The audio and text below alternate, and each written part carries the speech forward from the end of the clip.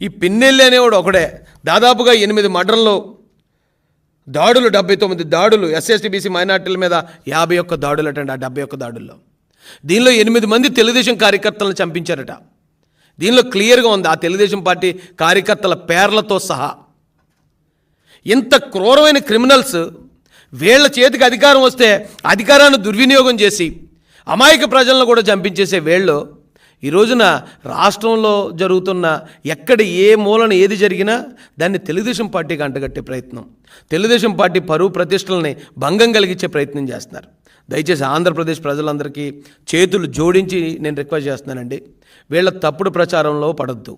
వాళ్ళ తప్పుడు ప్రచారాన్ని నమ్మి ఈ రాష్ట్రంలో చంద్రబాబు నాయుడు గారు సమాధి చేసిన ఈ భూతాలన్నింటినీ బయటికి మళ్ళీ రానివ్వద్దు.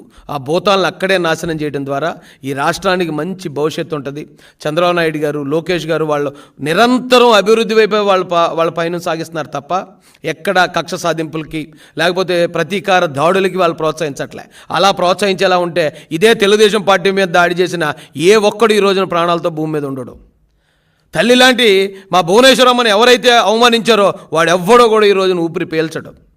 కానీ ఎక్కడికక్కడే తెలుగుదేశం కార్యకర్తలందరికీ క్రమశిక్షణ నేర్పిస్తూ మనం నాయకులుగా ఉండాలి. అవసరమైతే ఓ దెబ్బ పడైనా ప్రజల వైపు నిలబడాలి తప్ప తిరిగి దాడులు చేసే ప్రయత్నం ఎప్పటికీ చేయొద్దని మా అధినాయకుడి నుంచి స్ట్రిక్ట్ ఆదేశాలు మాకున్నాయి. ఒకవేళ ఎక్కడైనా 1-2 దాడులు ఎవరైనా జరుగుతూ ఉంటే, అంతకుముందు ఈ వైసీపీ గవర్నమెంట్లో క్రూరమైన హింస అనుభవించినోడు తట్టుకోలేక భరించలేక చేసే పని అది.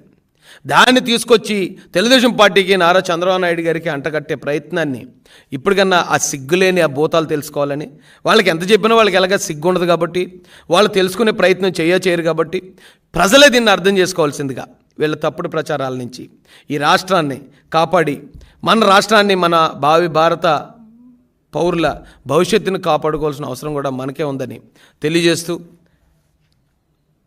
పత్రికా స్నేహితులందరికీ కూడా హృదయపూర్వకంగా ధన్యవాదాలు తెలియజేస్తూ